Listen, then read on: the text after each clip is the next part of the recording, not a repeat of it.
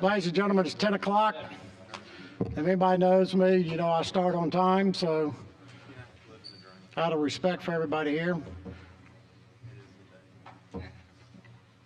the clerk will please call the roll. Mr. Chairman. Here. Senator Albritton. Representative Blackshear. Senator Chambliss. Senator Chasteen. Representative Daniels. Representative Faulkner. Senator Figures. Here. Representative Garrett. Here. Senator Gavan. Here. Senator Gudger. Here. Mr. Speaker. Senator Livingston. Here. Representative Lovern. Here. Representative Moore. Here. Senator Orr. Here. Representative Reynolds. Here. Senator Singleton. Here. Senator Smitherman. And Representative Stadhagen. Mr. Chairman, we have a quorum. All righty. The first order of business will be consideration of the minutes from the February 13th, 2025 meeting. I have a motion to approve and a second. All in favor say aye. Aye. All opposed? Ayes have it. The minutes are approved. Second is consideration of certified rules from the Department of Conservation. Chair would like to recognize Commissioner Blankenship.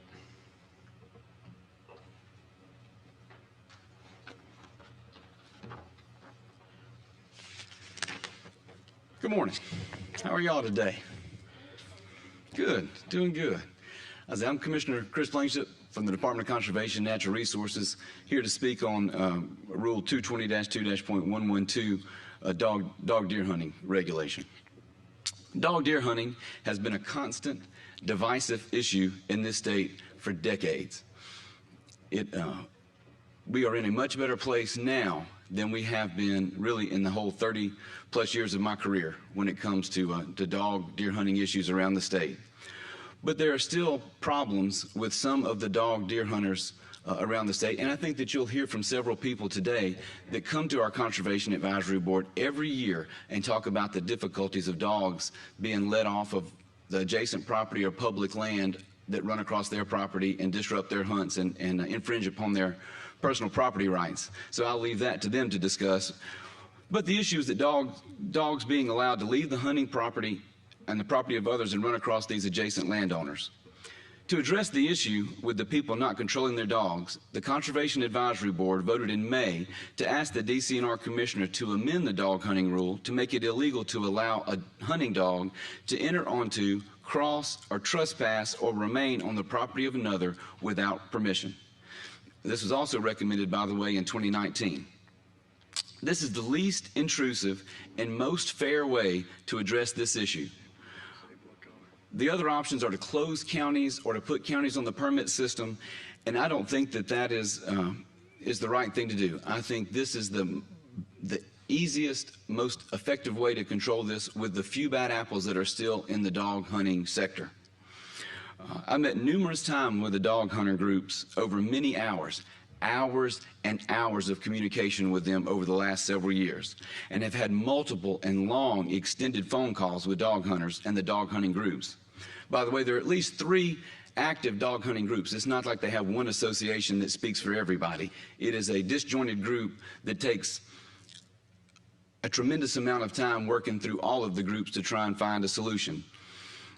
I agreed with 2 of the dog hunting groups to work with the CAB and recommend more days for dog deer hunting after we got this regulation in place so that our officers would have a tool to address these dog trespass or dog encroachment on people's properties.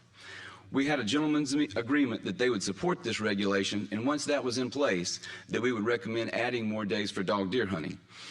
Since they're here to oppose this, apparently their gentleman's agreement was not followed very well by all of the parties. This regulation will give our officers a tool to address the problem with dog deer hunters.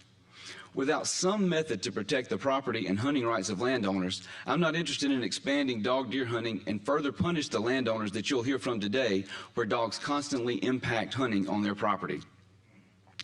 The Dog Hunters Association hired a lobbyist, Lane Stevens from Florida.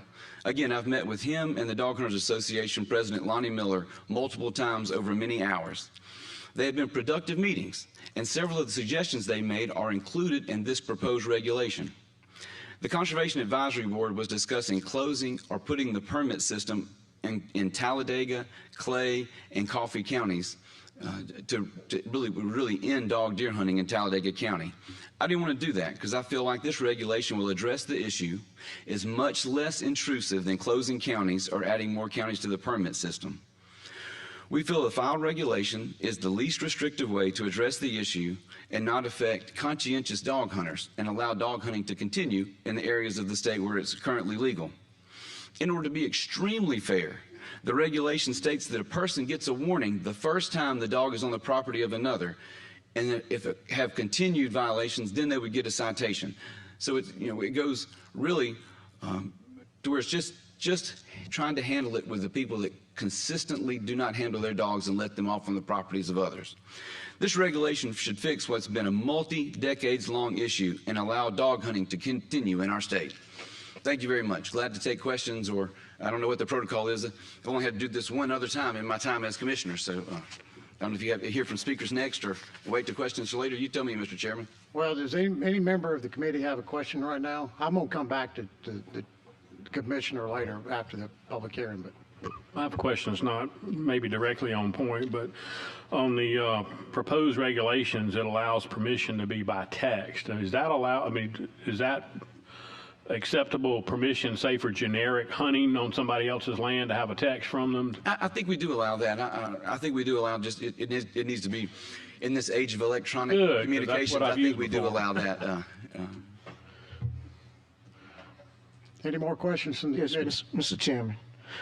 Yes. Yes, Mr. Commissioner, thank you for bringing this before us this morning. But I'm real concerned in terms of, we're talking about an animal that could stray on property, unintended. These are unintended consequences, and we're talking about now bringing a penalty against a person who probably out there on their first or second time. But as my old friend Jim Holly used to say, dogs don't know property lines, and so they're going to cross them. But also, what happens when we're only talking about deer? There are coon hunters, there are rabbit hunters with dogs, there are squirrel hunters with dogs, and there are bird hunters with dogs. So it seems like the only thing that's happening, that all of that could happen in the same general area anytime during a season. So how do we address all of that from one dog being able to go on property and it's okay, and another dog can go on property because they run a rabbit and it is okay, and a deer is not okay? How do we address that? I'll try to remember your first question and then answer both of your questions. To your first question, the vast majority of the dog deer hunters figure out a way to do it with technology. They have collars that they can collar break those. They have the ability to keep them on the property. It is a small percentage of the ones that don't do that. There are methods to be able to do that, to keep those dogs off the property. But on the occasion that one does stray or gets behind a deer and just can't, the toning and won't stop that dog, that's why we allow the warning for one violation.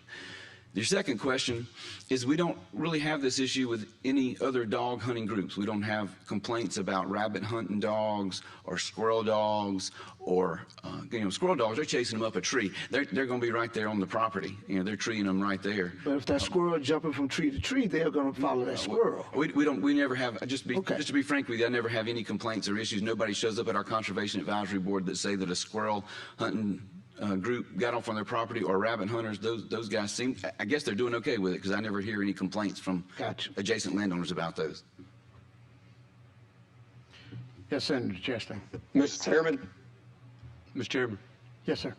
I have a question for the commissioner. Yeah, I recognized you. So, let's talk about the advisory board and the groups, the dog hunting groups that have sat at the table with you. Have all of the dog hunting groups had an opportunity to sit at the table and be heard and voice their concerns, and you try to work with them? I would say yes, sir. Well, I would beg to differ on you. I've had some complaints from some members in South Alabama that they haven't necessarily had an opportunity to be heard. Well, I would respectfully disagree with you. I've sat down with Mr. Lonnie Miller and his group for hours, and talked to Mr. Lonnie Miller for an entire drive from Montgomery to Mobile, the entire drive, talking with him about these issues. And I've met with Mr. Don Knight and his group up in the Talladega area, talked to Don multiple occasions. And, we've had an extreme amount of communication.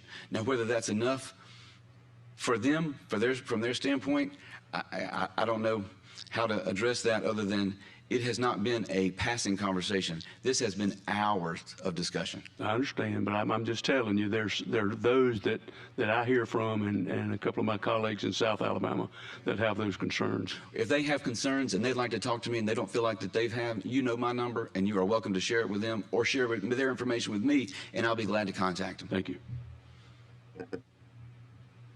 Mr. Chairman, Yes, this is Representative Faulkner. I had a question. sure.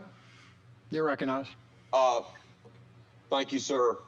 Mr. Commissioner, David Faulkner, as I said, I heard you say in your comments that there was an agreement that additional days would be allowed for hunting once the rule was in place. There was some type of gentleman's agreement. Can you expand on that? Because part of the comments that I had heard before the meeting was that we were not living up to that gentleman's agreement to give those additional days. Certainly. This was at our last Conservation Advisory Board meeting in May is where we put forth this regulation and said that if this was in place, that the advisory board would consider adding more days to the season. We don't have this regulation in place, and so I still am, as most of you know, I think I can look across here, and I've worked with every single one of you. If I give you my word on something, that's worth something. And I've given my word to them that if they supported this regulation, we got this in place where our officers had a tool to be able to address these dog incursions onto other people's property, then I would recommend to the advisory board to add more days.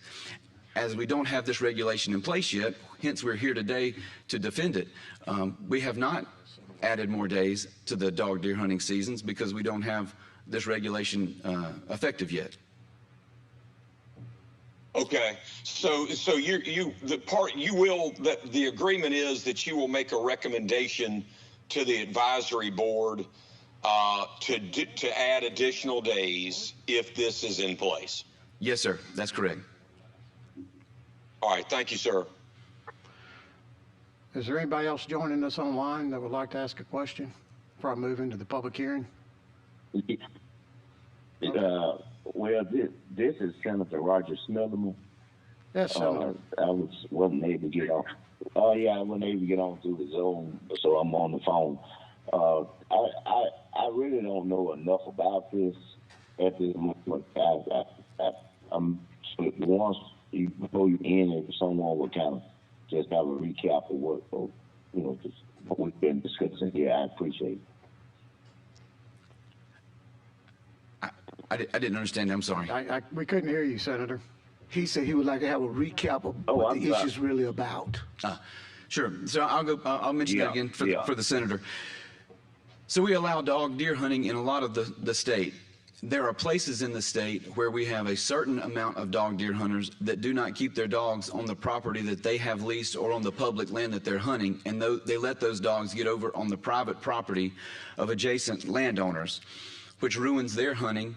If they're running dogs through there where they're trying to stalk hunt, they also have had issues with just a lot of other issues on the private property side with the dog hunters letting dogs off of their hunting property onto somebody else's private property. There are private property issues. And so this regulation would allow our officers to be able to write tickets or to address the problem with individuals that continually let the dogs off of their hunting property onto the property of others. Okay. I understand that. Then I heard, I think that's probably my representative start saying about adding some days, additional days to the hunting. Is that what you're trying to do too? Yes, sir. If we have this tool in place to be able to address those problem people, I don't see any problem with adding some additional days for the dog hunters that are abiding by the law and doing the right thing. Oh, okay. Okay. It's just at some point, I would like to know that is there any conversation that's been taking place regarding the fact that if a dog that is not intentionally let over there, is there any kind of elements to determine that, or any discussion about that part? You know, just simply a dog be loose and person don't know it, and the dog is out there doing whatever it should be doing. Is there any distinction between that, or is it just the fact that if that's your dog and they're over there, then you're guilty? Is that the way it is? Again, I had a hard time understanding, but I think allowing a written warning the first time instead of a citation is for people that, unknowingly let the dog off, or if the dog gets over on somebody's property. The first time, that gives the person a chance to correct that behavior in that dog so it doesn't happen again. Okay. All right. I just don't, I'm through when I say this. One of the things that I know that this is for a specific purpose, but it just, I want everybody to be mindful that this could extend past, not the fact that you should or shouldn't get this. I'm just saying that it could extend past just the situation. It could be the neighbor next door who has a dog, and so if, think about that part. If that dog walks over somebody's yard, is a trespass. How many times they walk over there before they'll be get citations. So that's all I would want everybody to do. Just think about that too. Thank you very much. Thank you, Senator. Mr. Chairman, Yes. would you repeat the violations again? If one is caught the first time, the second time, is there a monetary value to this? It would be the a second misdemeanor. time, just a misdemeanor? Mm-hmm. Okay. Class A, B, C? I think it's whatever our lowest class of misdemeanors are that we write. Okay, lowest class misdemeanor. All right. Thank you. Any additional questions before I start the public hearing? Okay, ladies and gentlemen, we begin the public hearing, and I'm going to call each person forward. Please come up, state your name, where you are from, and you're going to have about 3 or 4 minutes to talk. When I give you the signal, I will cut you off. So, first person I'm going to recognize is Chris Turner.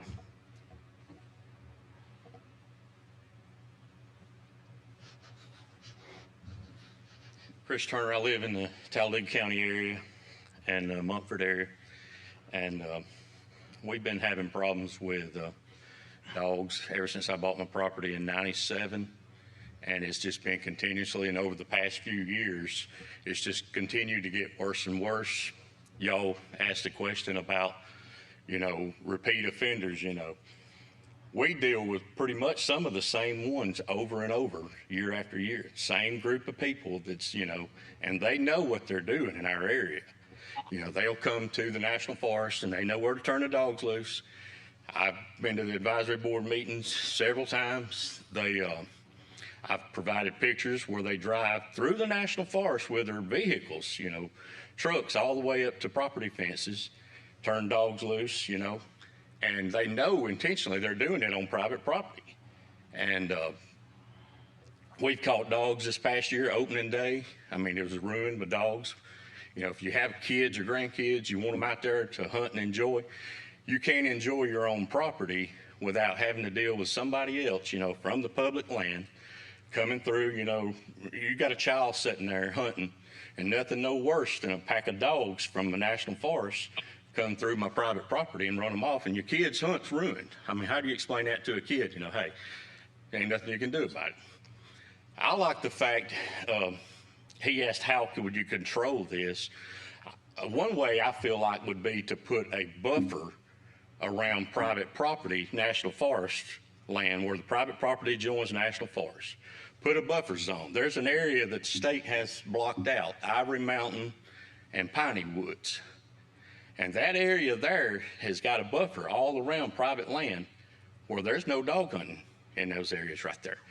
And how can one individual in that particular area get it when we deal with this? I mean, it's been years. Like I said, same bunch year after year. Not only would we have that problem, I mean, to me, it decreases your land value, because you've got a nice place to hunt. we put a lot of money into food plots, you know, working all summer long, everything preparing for the next season. And then you're there opening day, you know, here we are with dogs again. You know, the dogs, you know, the issue was how many times, you know, a dog comes before, you know, they get a ticket, you know. These people that are doing this, they know what they're doing every year. It's the same bunch. I mean, they know in the past, Jerry Fincher and I have worked together on this. They'll come around our road that we live on. They know to drop their dogs off on my property and run back around to the National Forest to cut the dogs off. Or they'll come from the National Forest side and do the same thing coming across. It's got to stop. This amendment, it would help us tremendously. You know, this is a start. I was looking at the regulations yesterday, and I think the last time this has been touched was 1995. That's 30 years. You know, and it's 30 years worth of dog hunting on your property. You get fed up with it, you know, and I mean, it's something's got to be done before somebody, you know, it's in the state of Mississippi, there was a case. We don't want it to get bad. I mean, you see cases where people, I mean, burned houses down in Mississippi. I've read a lot about it. You know, Mississippi in certain areas, they stopped it. You know, we've just got to get something in place where the wardens, you know, Jerry Fincher and all the people I deal with, Sean Nixon and all, they do all they can, but, you know, their hands are tied right now. You know, we've got to have some kind of regulations to citation, you know, for repeat offenders. And like I said, I would like to push this amendment through, you know, if y'all could, you know, to help us out. It's a start. Any questions? Anybody have a question of Mr. Turner? Yes. Yes, Senator Figures. Thank you, Mr. Chairman. Mr. Turner, that would be very frustrating for me as well. But have you ever videotaped anything that was going on at the time it was going on?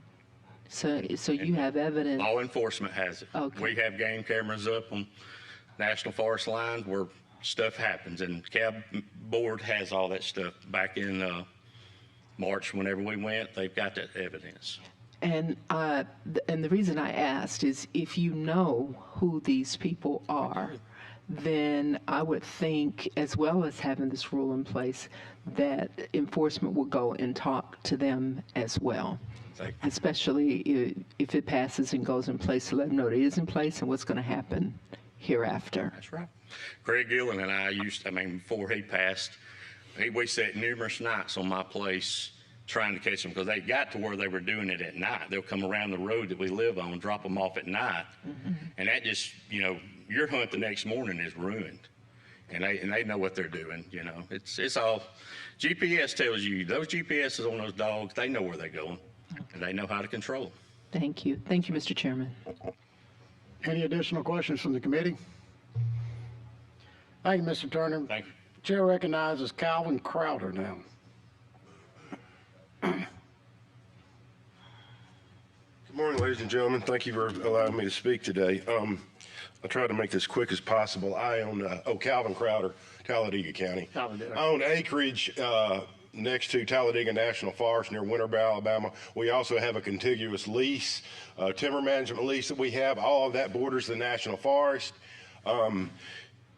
I need to go ahead and tell you right now that I've been dealing with the St. Clair Dog Hunters Association for over 8 years now. They're the problem. They have ruined my hunting on my property because them repeatedly running dogs on my property. They know how I feel. I've talked to them. I've been to the Conservation Board. I've talked to Fish and Game. Everybody knows how I feel about it. I don't want dogs trespassing on my property. They keep coming every year, year after year after year. We have no recourse as a private property landowner. We talk. Talking does nothing. When someone trespasses their dog and Fish and Game shows up, all they can do is talk and say, please don't do that. There's no recourse. We need some sort of recourse. This is the first legislation I've seen in 25 years since I've owned the property that at least has some teeth to it for the private property landowner. You can at least call them and say, let Fish and Game know I got a dog on my property, and they can give them a written warrant, well, or a written ticket at least. Addressing you, sir, about dogs running uncontrolled across a piece of property, to a private piece of property. A lot of that is excuses. They cannot control their dogs. People talk about controlling their dogs. They have collars that they can shock and give sound to. Every dog that I have caught on my property, in fact, the last dog I caught, I put the dog in my truck. As I was driving it back to the hunter, I could hear him giving the signal. And the dog didn't have a clue. There's very few dog hunters that can control their dogs. So what they do in my case, they can put their dogs out next to my property, and then they can tell if I confront them, they can say, oh, my dog got away from me. It's excuses. We have no recourse. That's as simple as that. I'm here today to ask you to vote for this amendment. It's a simple amendment, and it doesn't have a lot of teeth to it, but it does give us something as private property landowners, that we do have a recourse. Mr. Chairman. Mr. Chairman. Yes, Ms. Figures. I just wanted to address the gentleman because I believe he was trying to address me when you said, talking about talking to people. That was not what I meant, and that's not what I said. Okay, I'm not putting words in your mouth. No, and I said I would be frustrated too, which means I would agree with you that something should be done. Right. I have family who hunt as well, and we have property as well that gets hunted on. But what I was saying was that if I asked him if he had a video, meaning you have evidence of this happening, so that to me would give you something to have to prove your case, is what I was saying. And then what I went on to say was that if this rule gets passed, then they could go to those people if you knew who they were and give them a warning and tell them, if you continue to do this, this is what's going to happen because this is what's in place now. I just wanted to clarify what I meant and what I was saying. First of all, I know who they are. you, I mean, Mr. I don't have specific names. I have taken photos with my phone to address what you're talking about. First of all, and I've heard Lonnie Miller talk about this. He even proposed at one time that putting the impetus back on the landowner to go catch the dog, and so that we could present that to the law enforcement, and they can use that as a tool. The land that I live on is at the tail end of the Appalachian Mountains. It is up and down, hills and valleys. I don't put cameras out because I hunt all over the property. I do not. I've tried to catch the dogs. The last time that I had 2 dogs on my property, I didn't think about getting my phone out because I was running around my side-by-side trying to catch them. But right, it's a good point. I agree with that. But I know that you don't know me and I don't know you. I did not come down here from Talladega County today to make stuff up. Okay, I got you. Wrap it up. I could say a lot more, but anyway, I appreciate y'all time, and I do think this is a good amendment in terms of what I said about giving the private property landowner some sort of recourse, because I feel that we have given more privileges to the dog hunters who have not invested in the community, in my case, in my land, and where I live. And this is my primary residence. It is not a hunting club. I live there 365 days a year. Thank you for your time, ladies and gentlemen. Thank you, Mr. Crowder. Any other questions? I'm sorry. Any other questions? Thank you, Mr. Crowder. The chair now recognizes, is it Sheila Gray?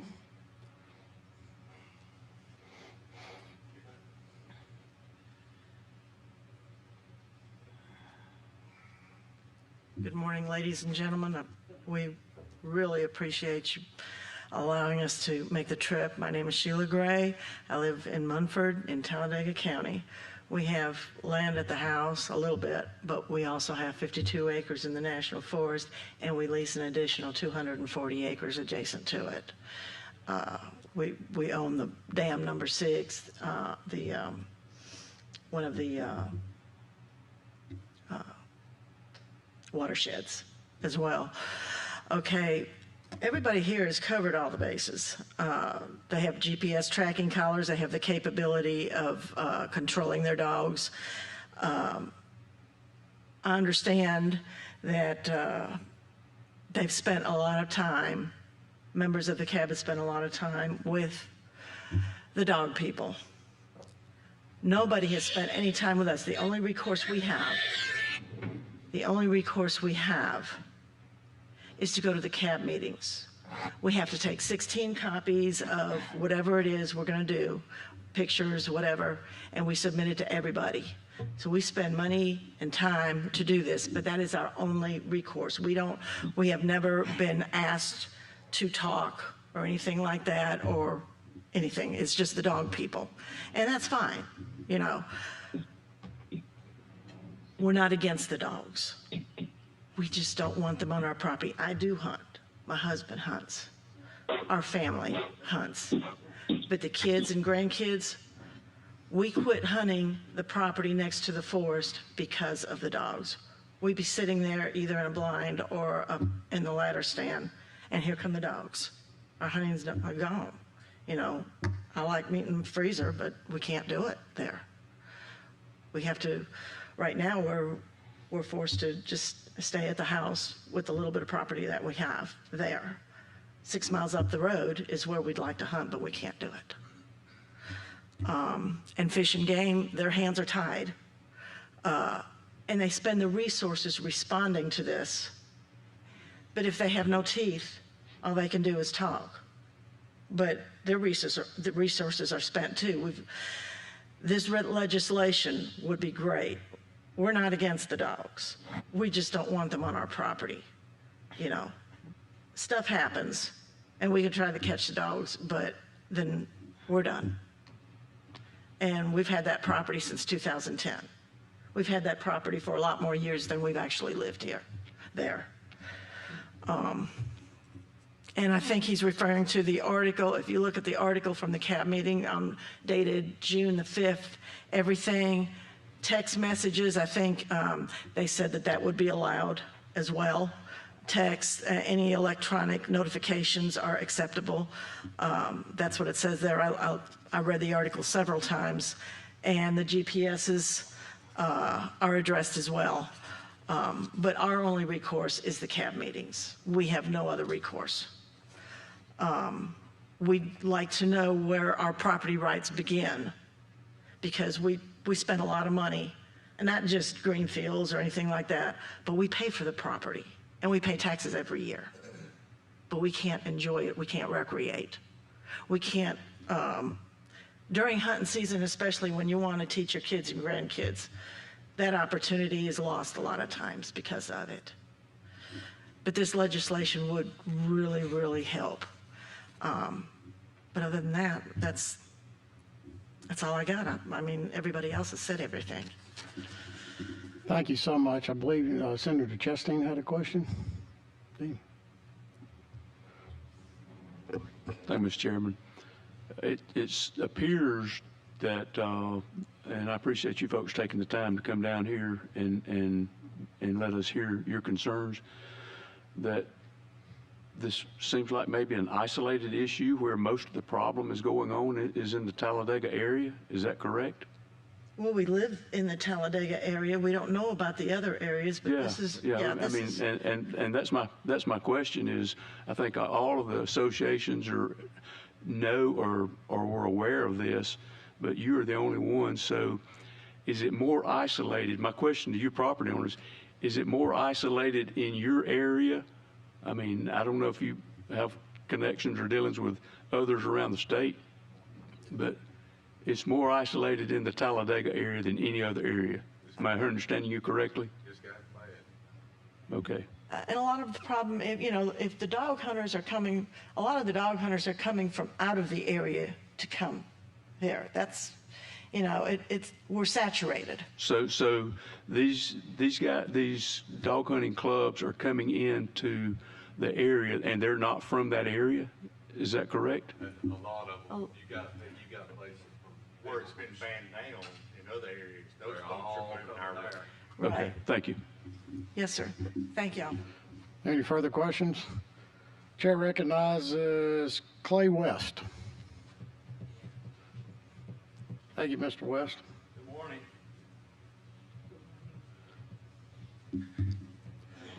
Thank you. I'll be brief. I'm just going to echo. Where are you from, Mr. West? I beg your pardon, Talladega County. Okay. I'm picking up a pattern here.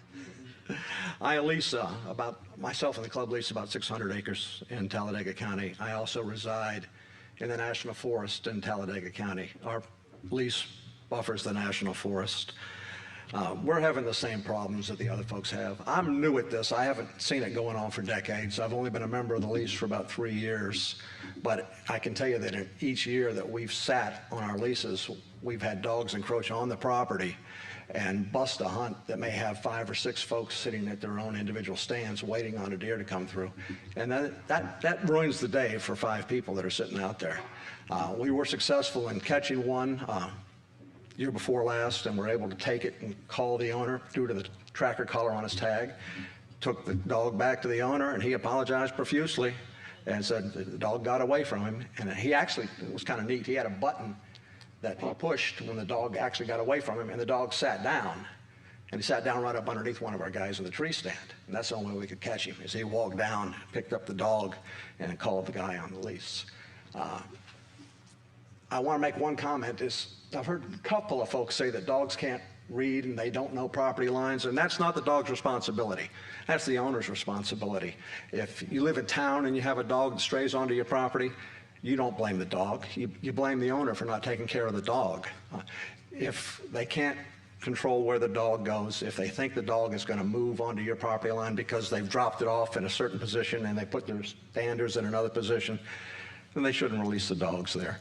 County Road 234 is almost exclusively down where we live, private leased property, and they still drop the dog off there, and it moves northeast towards Forest Service Road 604. So it jumps through private property to get on the National Forest. The rules for citations and for misdemeanor tickets are great, but if it doesn't get any teeth in it, if it's just the same ticket over and over and over again after a certain offense, then I don't know that it's going to do any good. And I'm not blaming the clubs. I think the clubs are well managed, a lot of them. But a lot of these guys are not club members. They're just a couple of fellows that are out there dog hunting, and they haven't paid the money or invested the time in the club to learn how to properly dog hunt. So, yeah, I think Mr. Miller's club is probably an example of the way to do things properly, but a lot of folks aren't following it. And that's all I've really got to say. Talladega is a problem, and we'd like to see some action taken to curtail the dog hunting on private property and on leased property. Thank you. Any questions from the committee? Thank you, Mr. West. Chair recognizes James Inslee.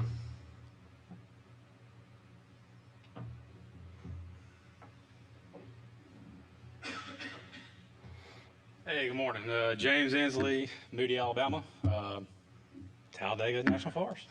So just like everybody else, I'm not as brave as these people. I'm actually terrified to stand before y'all today. My knees are shaking, so I'll do the best I can here. But and not because I want to talk about what did happen, it's because I don't want to talk about what did happen. I mean, mine goes a little bit further.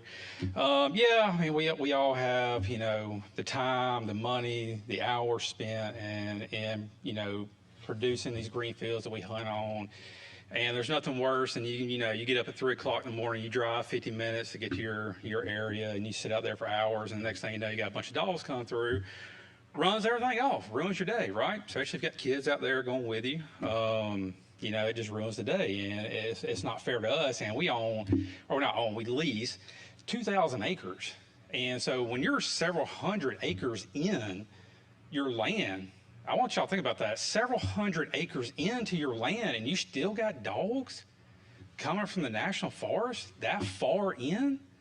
That means they're letting out right by your property. They have to be. And it's just gotten out of hand. But my incident becomes more serious because my daughter and I were hunting one evening. We're leaving our area out in the Waldo area on Highway 77. And to come out of our property, you got to come down this gravel hill out on the 77. But waiting for us on the hill was about 6, 7, 8 cars lined up on both sides of the road. Dog hunters lost their dog. Said, okay, I took precaution. I went ahead and loaded my 9mm, put it in my lap, eased on down the road. Hey, gentlemen, how can I help you? I work in the mental health, field. I'm trained in verbal de-escalation. I did everything I could to verbally de-escalate the situation, and they kept getting worse and worse and worse. to the point where a guy behind me says, search his mother effer's car.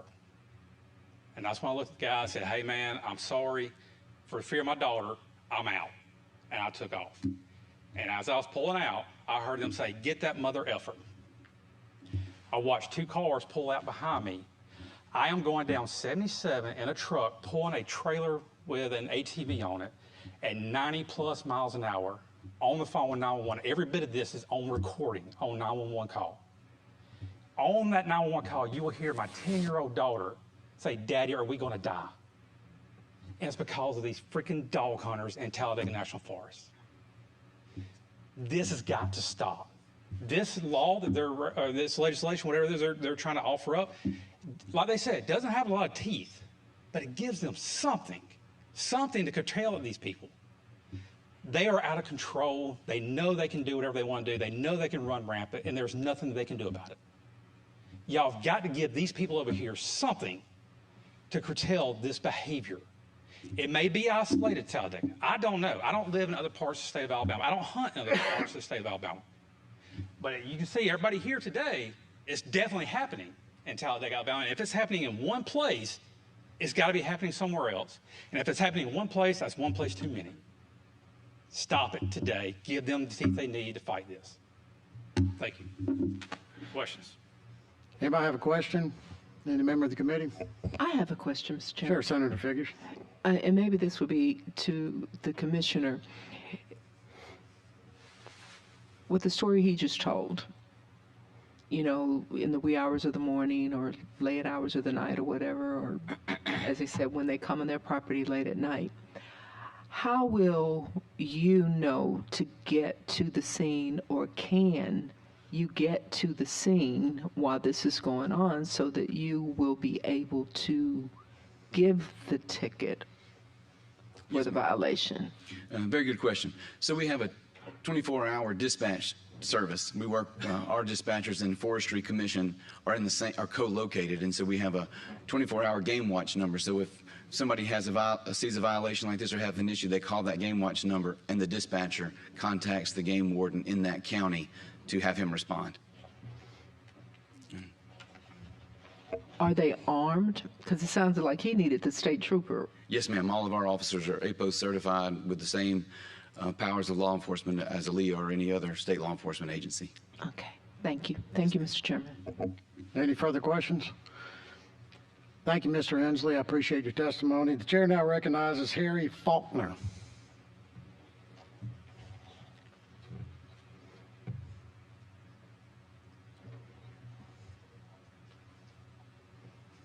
How you doing? My name is Harry Faulkner. From? Talladega County.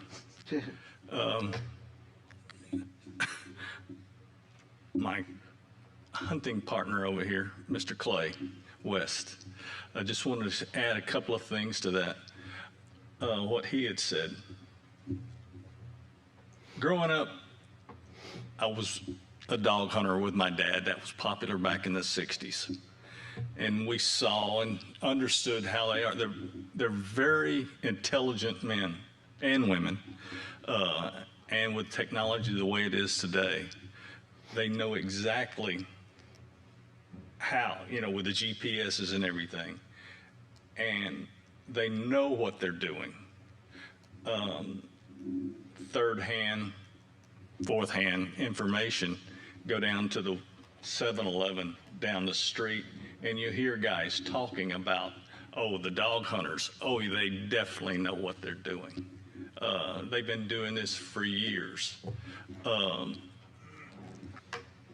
I've got evidence as far as you get them running through the center of your property, and you've got trail cameras taking pictures of their dogs with their collars on, GPSs on, and you know where they're going to be sitting or standing outside your property based on where the dog is coming through and the pictures are taking. And there's only there's only one way to see it. When you keep having the same cameras, the same dogs, the same trucks positioned in the same area. A lot of time, we had a lot of land in near Centerville where when we didn't run dogs anymore, we could go to the national forest, and the way they were set up, we knew where their dogs were going to go based on where they were letting out. So we would kind of sit back and wait for the deer as well. So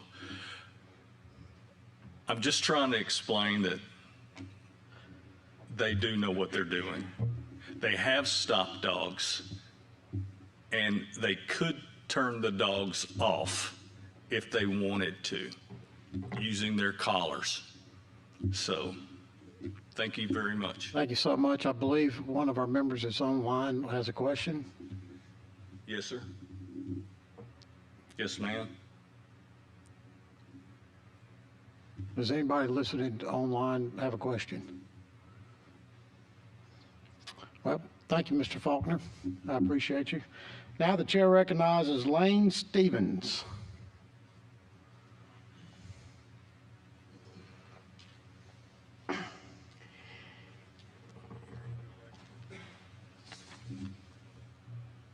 Get my clock going. Chairman, senators and representatives, my name is Lane Stevens.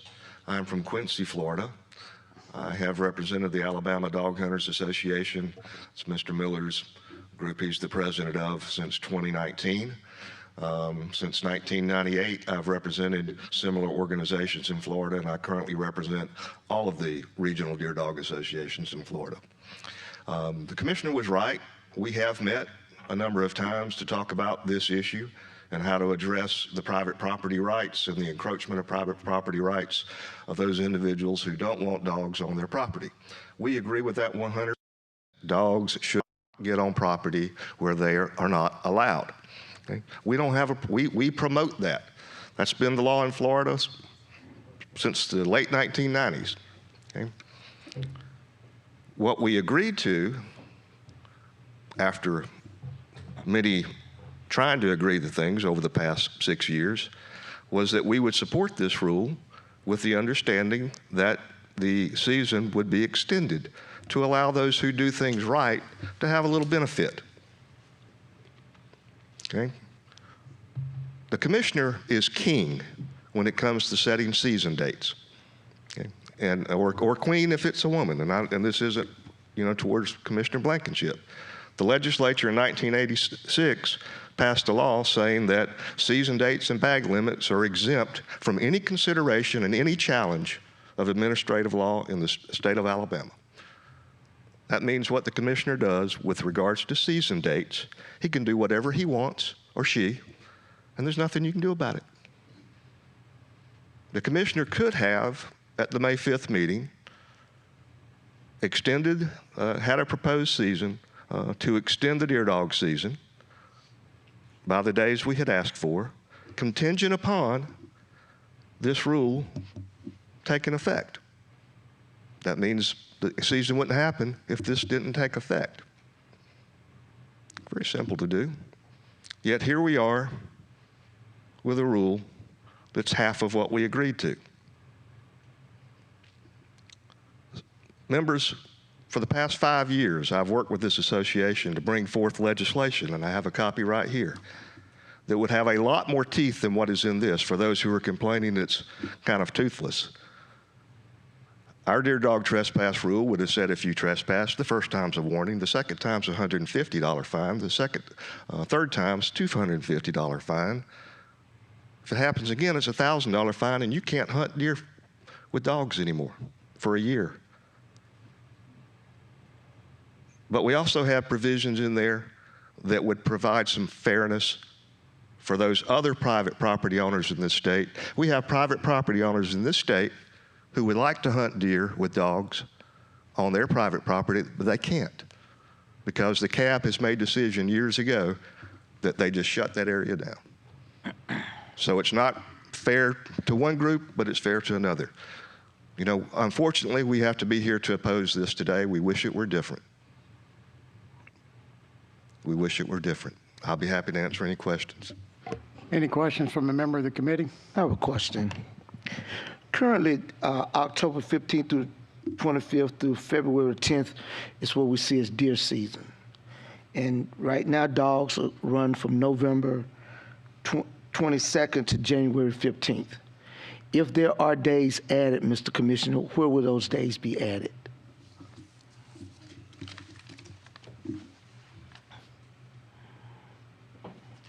In our discussion with the groups, they'd asked to add those through Martin Luther King weekend, through the week after Martin Luther King, so it'd be added to that January part of the season. So how many days are we talking about, possibly? Another week? Yeah, that's probably reasonable. Okay.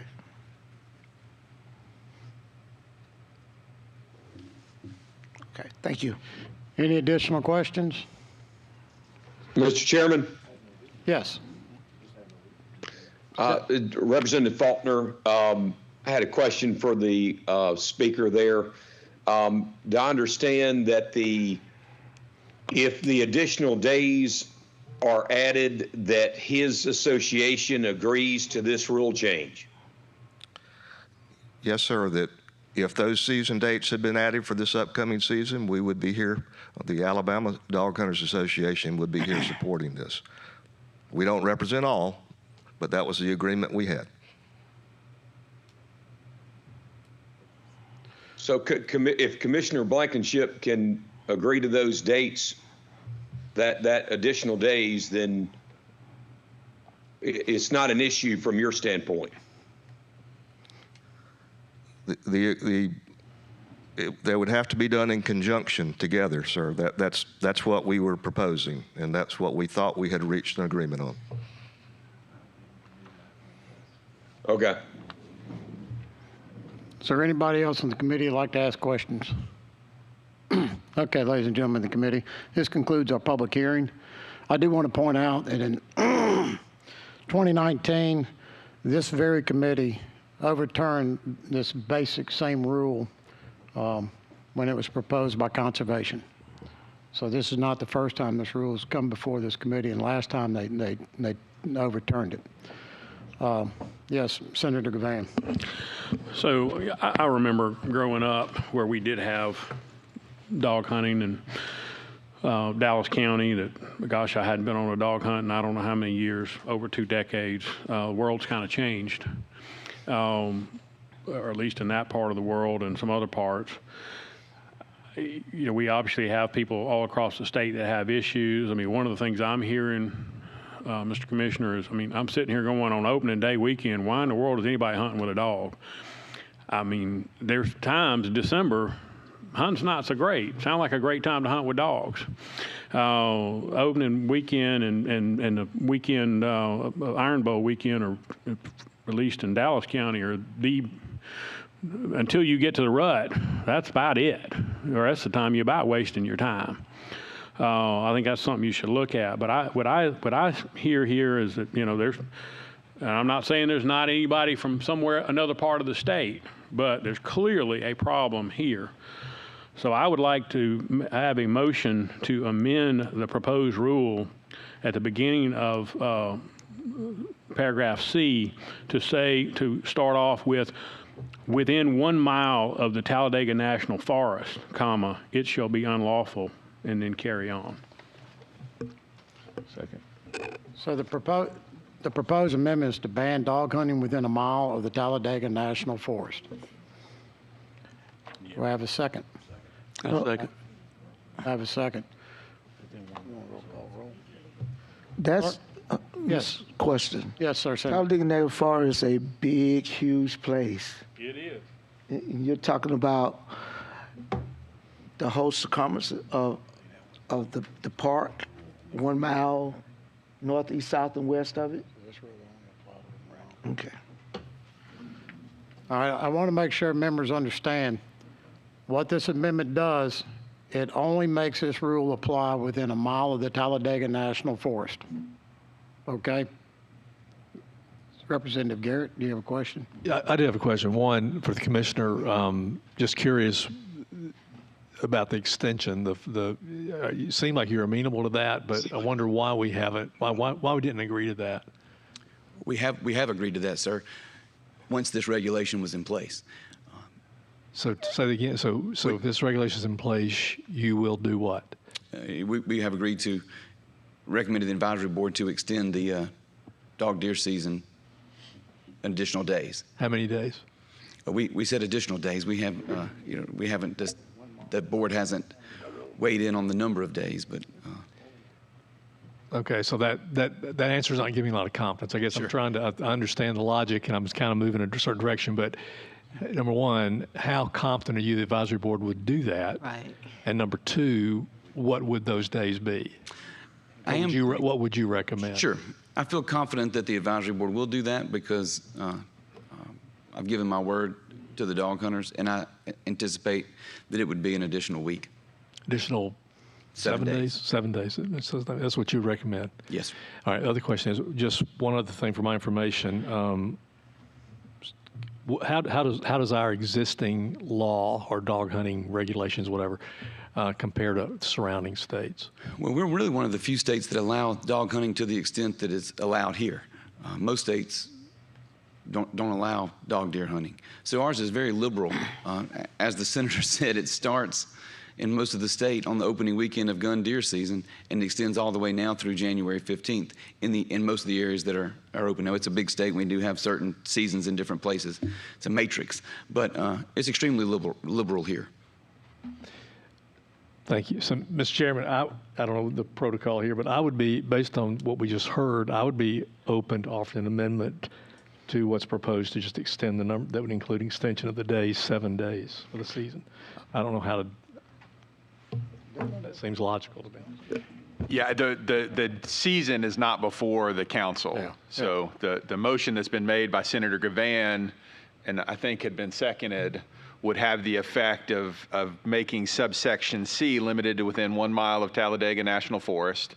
If the council votes in the affirmative to accept that, to make that recommended amendment to conservation, the process would be their board would have to meet. If they accept that amendment, the rule would go into place on the normal schedule as amended by the council. If their board rejected the amendment that we proposed, it would have the effect of us having blocked the rule from going into effect, and it's delayed until the end of adjournment sine die of the next session, and you'd have the opportunity to address this however you wished legislatively. There's not a way for us to address in this forum. You're not going to be able to address the time of the season in council by the council today. You would just have to take the commissioner's word that they will address that contingent upon the outcome. Yes, Senator Chairman. Thank you, Mr. Chairman. I would like to suggest to you in the future that you have your advisory board meet first and vote, since it was contingent upon that happening, rather than you coming before us and it hasn't been. Because the moment you said that if your advisory board, I mean, that is no definite. That is not a guarantee. It's not a guarantee until they actually vote. And like I said, I would just suggest to you in the future, if it's something that involves your advisory board, that it would be contingent upon that decision, that you would have that done before you come to us. And then everybody would be on the same page. Sure. Can I add one thing, Mr. Chairman? Yes, sir. I do want to be clear about one thing. As you know, like I said, I'm a man of my word. If we have this regulation in place, I am for extending the dog deer season. If it's only in place within 1 mile of the Talladega National Forest, and that's all that is being supported, and that's the only place that our officers have a tool to utilize this, then that would be the only area that I would recommend extending the deer season. If we don't have this tool available for us to use in other places, that's only fair. I mean, I think it needs to be both things. But Mr. Commissioner, let me be clear too. I believe that you are a man of your word, but I also know that when it comes to a vote of a group of people, that anything can go until until the vote is taken. Yes, ma'am. Thank you. The chair recognizes Speaker Nathaniel Ledbetter, who's joining us via the internet.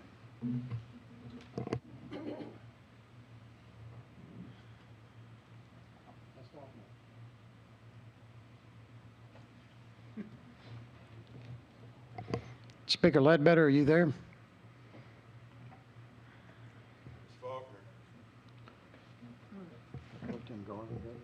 Okay, chair recognizes. My screen shows still muted. Chair recognizes Pro Tem Garland Gudger. Thank you, Mr. Chairman. Can you hear me? Yes, sir. Thank you. Thank you. I just want to make sure we've got a 1 mile extension as far as what we've added on to this particular rule. I'm just making sure this handles all the counties that are connected to that. I'm looking up online, and that's Cherokee, Calhoun, Cleburne, Clay, and Talladega counties is where we're talking about. I just want to make sure that I'm clarifying what we're talking about right now. Is that correct? And those are the contiguous counties around Talladega National Forest. Yeah, Mr. Pro Tem, yeah, the boundaries of Talladega National Forest are well defined, and by triggering a 1 mile, that's why I didn't want to get into which counties, and I used the 1 mile, just going, off of what at least one of the speakers said about how it was coming into it.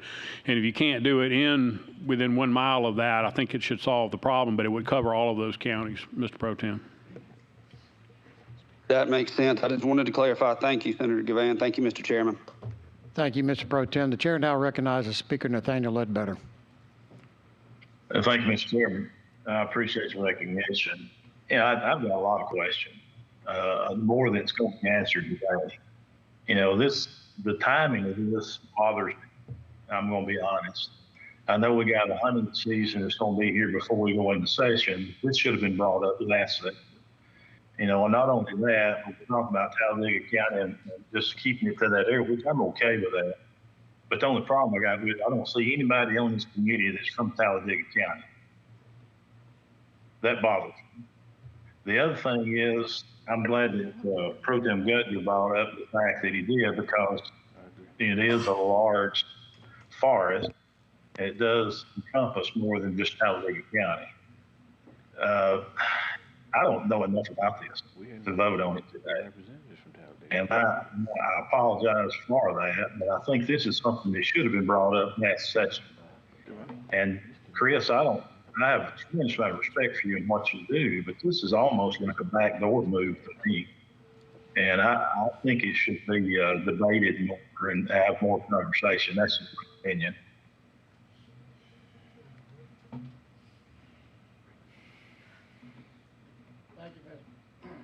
Thank you, Mr. Speaker. Chair recognizes Representative Scott Stadthagen.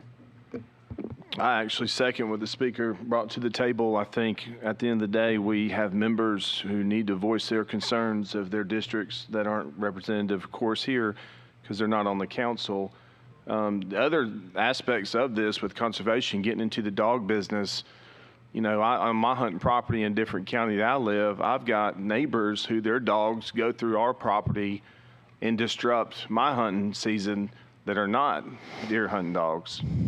So if we're going to get into the dog business, let's get into the dog business. We've got people who take dogs out on the county roads, drop them off, and they live on them properties. What are we addressing that? So I think I agree with the speaker. This should be something that we handle during the legislative session, not in one day. Thank you. Let me just say this. We have a couple options here today. We can do nothing, and this rule goes into effect October the 15th. We can disprove the rule, like the last council did, and put the whole on adjournment until 2026, or we can permanently block this rule with a joint resolution. We could propose amendments, but you can't change the hunting dates. Or we could disapprove the rule. Yes, Senator Figures. Thank you, Mr. Chairman. What happens if the problems that we've heard described today is so awful that, particularly when you have children who are also a part of this issue here, what happens if some owner, private landowner, shoots this trespasser that comes on their property, and I'm talking about a dog? What happens? What's the law, Mr. Latham? Because they are going to get to a point where I can imagine that they're going to have to feel that they have to defend their property, which is why they're trying to come here to try to get some help. So what happens then? What's the law with that? Mr. Secretary? Senator Figures, I apologize. I'm not sure I can give you a full answer. I think if that dog is in a threatening position to a person or to a child, a property owner would be within their rights to shoot the dog. There would potentially be civil ramifications from that, and it would play out in court how it played out. But well, I just know I have grandchildren. And if they were put in any kind of danger, Grammy V is going to be at the rescue. Amen. And I just think that they're trying to prevent something from happening. I mean, and with the young man who came, who was threatened by people shouldn't have to live that way and go through that. And they're trying to get some help. And if it's something we can do, and I can appreciate what Mr. Speaker is saying. I really do, because of the people who live in Talladega County. This is their area, and none of them are on this council. But, Mr. Speaker, is there something that you perhaps could give us that could help them in some way right now? Because it's not just one or two people who are coming complaining about this. Yeah, Senator, I do think, and like Leader Steinhagen said, we've all got issues. I get this. You know, I got a home property that's going to management. I get dogs to my property all the time, it's domestic dogs. Not only that, I got bear comes across our home property all the time. So, I mean, they're not isolated, their incidents are different, but they're not isolated. And so, my thing is, I just think we need to, I think there is a resolution, and I'm glad that they have brought it to the council, but I don't think we can fix it in one day and do it justice. I mean, it's almost like it's a shotgun approach where we splatter it all against the wall and hope something fixes it. I don't think it's going to work, and because there's other issues, and I agree with Leader Steinhagen. I have the same problems he's got with domestic dogs that runs off my deer. You know, and not only that, we have a huge bear problem. It does the same thing. So I do think there is a fix, but I wish we would take more time and include the people that's affected in those counties that represent the people with Talladega and Cherokee counties. Absolutely. So they would have a voice. Absolutely. Thank you. Thank you, Mr. Chairman. Yes, ma'am. Yes, Ms. Moore. Since these people have taken the time, and it seemed like it's not a one-day issue for them. They've been dealing with it for quite some time. And since it's unique right now to Talladega, and I understand the speaker talking about addressing the issue across the state, could we amend this just to be for Talladega for now? And then we could go more in detail and deal with a state issue later. Is that possible? Yes. Yeah, the motion pending would limit the operative portion of this rule, subsection C, to Talladega. Okay. And it would go into effect. And when the legislature is in session, you would have full ability legislatively through a proposed bill to address any or all of this that you want to, either in the same manner as the rule or otherwise. Because what I'm looking at, the council wasn't designed with 67 counties, or how many people, 105 representatives to be on it, 35 senators to be on it. So I'm sure the council deal with issues all across the state at times that those representatives aren't present because the council is only made up of so many people. So, you know, I think that we should go for just listen at the passion people have talked about in the number of years and the incidents they've gone through. I think that listening to the people is one of the important services that we provide. And we ask the people to vote for us, whether we represent Talladega or not. We represent the whole state. And because we represent the whole state, I think it's an issue that needs to be determined today. And I do not think that we need to pass it on since it's unique to Talladega. Then when we go into session or prior to session, someone work to come back with a bill that will cover the whole state. Chair recognizes Representative Garrett. Yeah, just a point of clarification. I understood that the amendment was a mile around the forest, which was multiple counties. I think you just said it was to Talladega County. Can you clarify? Excuse me, that's what I mean, to cover that 1 mile. No. I mean, I think when you. Yeah, I apologize. I was meaning within a mile of Talladega National Forest, not the county, right? It would be limited to the within a mile of the forest. I think Representative Moore was suggesting just to Talladega County. No, I'm suggesting to the mile that would cover, my understanding that mile covers several counties around Talladega Park, and I think we're using Talladega in that sense. Thank you. Okay, ladies and gentlemen, let's, Mr. Blankenship, let me make sure I understand this. We adopt this amendment, it's going to affect a mile around Talladega County. But your extension of dog hunting days, Talladega Forest, I'm sorry. Your extension of dog hunting days would include every county in the state of Alabama that has dog hunting in it, correct? No, sir, that's not correct. Just the areas that are impacted by this, where our officers have the tool with this regulation to be able to enforce that on adjacent property owners. Okay, so it's going to concentrate the same way this amendment does? Yes, sir. All right.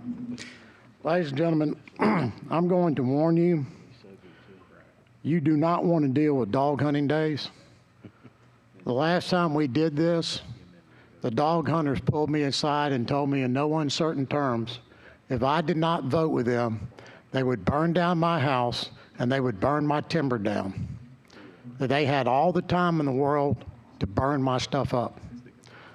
So I want you to know what you're dealing with before you cast this vote. That's the reason why I'm not voting for this regulation, because I cannot jeopardize what I own over dog hunting a deer.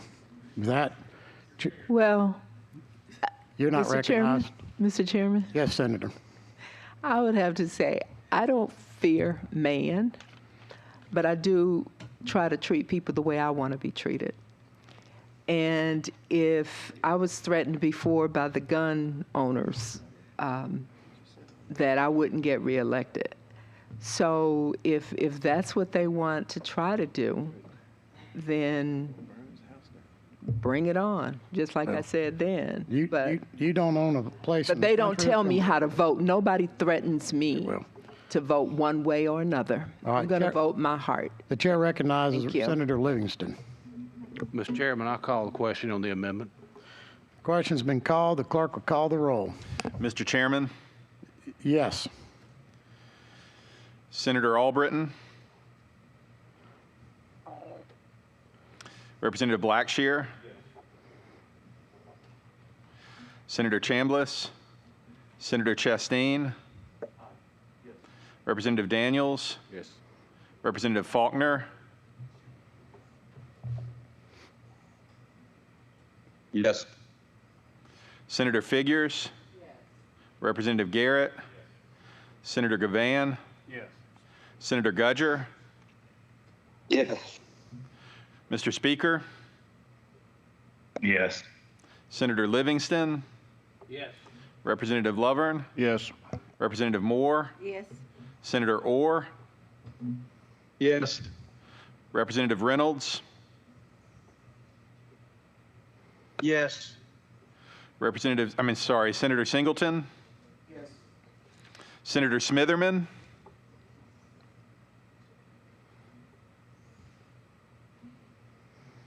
Senator Smitherman?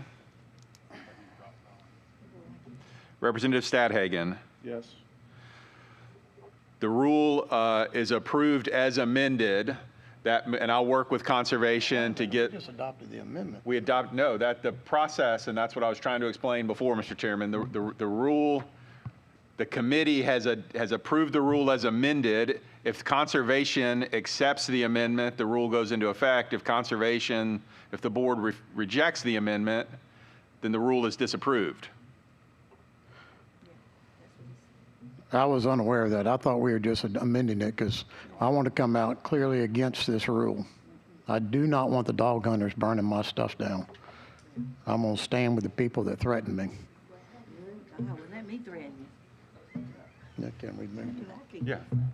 Having voted on the prevailing side, I move to reconsider. We get threatened all the time, but that's our land that we pay for. Hey, look, they threatened me too. All right? You better carry Sir, Calm down, gentlemen. I'm the chairman of this committee. You want me to have you removed? Thank you. All right, we have a motion to reconsider. Clerk will call the roll. You can do I do. All in favor of reconsidering, say aye. Aye. All opposed? No. No. Ayes have it. The rule's up for reconsideration. All right, now let's. All right. Yeah, Yes. all right. So to be clear, we're voting to approve the rule with a proposed amendment, which means the rule would go back to conservation and their board with a proposed amendment that subsection C is limited to the property within 1 mile of Talladega National Forest. If the board accepts that amendment, they would notify LSA and the Administrative Rules Division, and the rule would go into effect as amended by the council.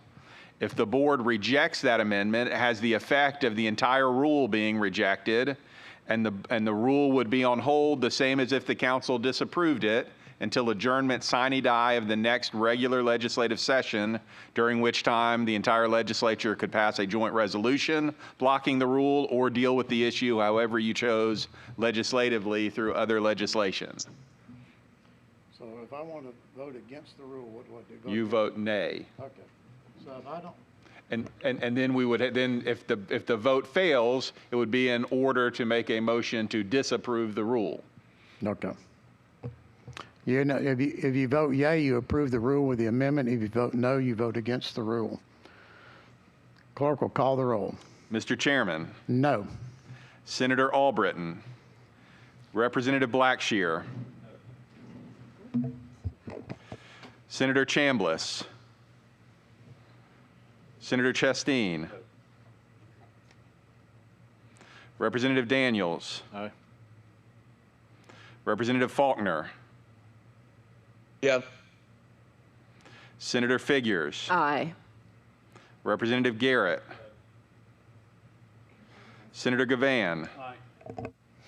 Senator Gudger. Aye. Mr. Speaker. Honestly, before I vote, let me make 100% sure of what we're doing. We're just voting for the Talladega National Forest. That's it. This is an amendment. You're voting to approve the rule if Conservation's board agrees to limit it to within 1 mile of Talladega National Forest. I got you. If it doesn't do that, it has to come back before the council, or it's denied. If they don't accept that amendment, it's the same as the rule being disapproved by the council. Okay. Aye. Senator Livingston. Aye. Representative Lovern. Aye. Representative Moore. Aye. Senator Orr. Aye. Representative Reynolds. Aye. Senator Singleton. Senator Smitherman. Senator Smitherman. Representative Stadhagen.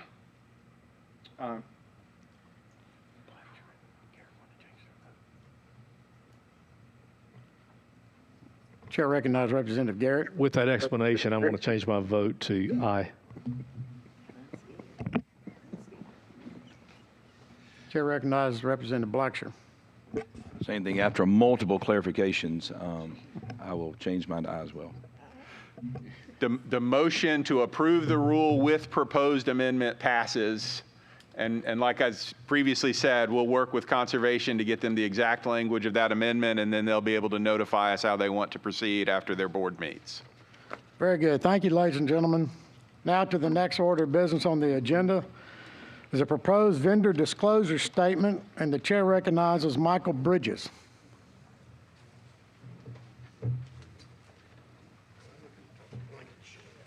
Can I say something, Mr. Chairman? Good morning, Mr. Chairman and honorable members of the council.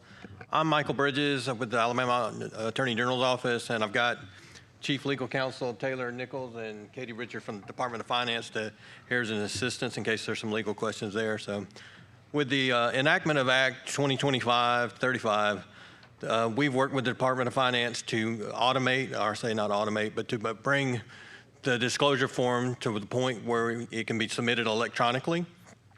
In order to do this, we've worked with Jason Polk, with the examiners as well, to make sure we flush out all the issues. Basically, what we have is 4 proposed changes. One of the first changes to actually remove the notary. So by doing this allows it to be submitted electronically. And being subject to, it allows it still to be subject to penalty of perjury.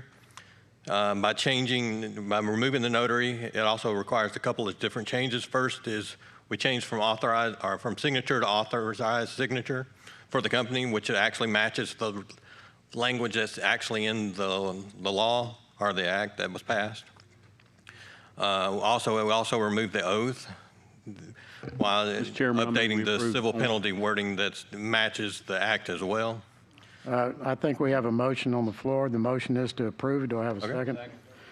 All in favor say aye. Aye. All opposed? Ayes have it. It's approved. Thank you so much. Thank you so much for allowing us your time and your approval. Appreciate it. The next item on our agenda is State House preclearance for agency staff. Chair recognizes Secretary Latham.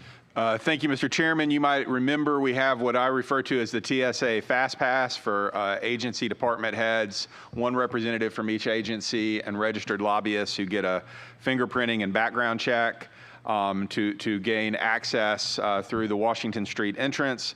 We have been requested for certain agencies to add a second or in very limited circumstances, a third representative of the agency to have that availability. And so the question before the council is whether or not you're willing to adopt the amendment that's in your packet to change that to be within the discretion of the Secretary of the Senate, the Clerk of the House, and myself, who approve that list, to have some discretion to offer additional representatives of agencies. So moved, Mr. Second. We had a motion and a second. All in favor say aye. Aye. All opposed? Ayes have it. Moving on to our next order of business is an intern update, and the chair recognizes Mr. Latham. Mr. Chairman, 5 years ago, this council approved bringing back a stipend for our interns. At that point in time, the council limited us to 10 interns per year. Last year, there were some circumstances where it would have been helpful to have an additional intern or two at the request of leadership of the two chambers, but we were prohibited by that policy. And so this is a request to amend the intern policy to give us some discretion to go above that cap So when moved. necessary. Second. Motion and a second. All in favor say aye. Aye. All opposed? Ayes have it. The motion is adopted. Thank you. Chair recognizes the Chief Examiner of Public Accounts, Ms. Rachel Riddle. Morning. I'm not sure it's still morning now. Just a little housekeeping matter.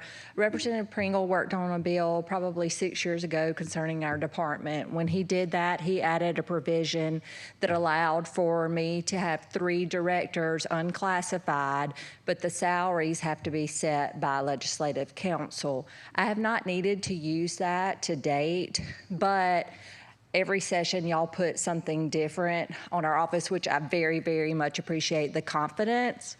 But these type of positions that I need to fill for those type of things are very specialized, and anyone that knows me knows in these type of positions that are going to be dealing with you, I'm very funny about my staff. So I'm coming here today asking for the ability to set a pay range for these positions. And an example of one I'm looking for right now is I'm personally doing municipal audit compliance. I know that sounds horrible, but that's 472 municipalities in the state of Alabama, and trying to make sure everybody's doing what they're supposed to be doing. They're not. I can't do that and give it the attention it needs. I don't know what type of person I need right now. So that is an example of why I need a range. I came proposing to do it to a personnel department pay range, pay grade 86. That range starts at $93,000 and would go all the way up to their end of their tenure, or I could do it to $156,000. I don't know if that's going to be a lawyer. I don't know if that's going to be what it is, at this point. But that's what I'm proposing, and I'm open for questions or dialogue about that. Are there any questions? Do I hear a motion? Got a motion and a second. All in favor say aye. All opposed? Motion carries. Congratulations. Thank you. Is there any additional business before this council? With that, we stand in adjournment. Thank you.